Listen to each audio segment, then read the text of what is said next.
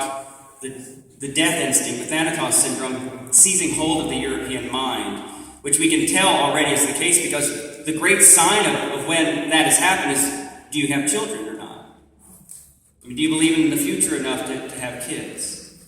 And unfortunately, the Great War broke the mind of Europe. Now, there are many great forces that led up to that and then flowed from that.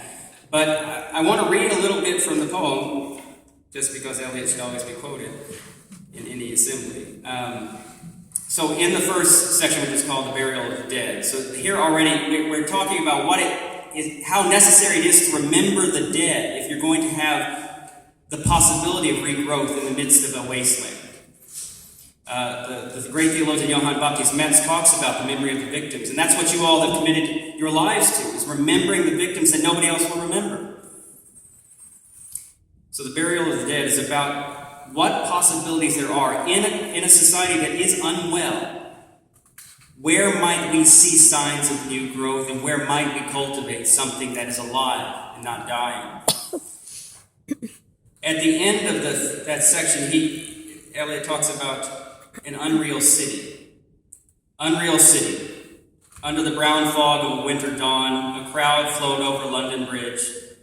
So many. I had not thought death had undone so many.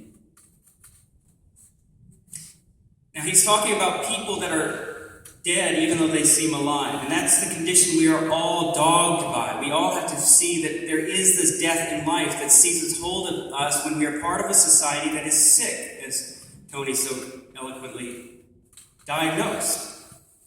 And that isn't something that's out there. That is something we have to grapple with in our own hearts by the grace of God. We have to submit this to the judgment of God so that he may justify us by separating us from that which takes us apart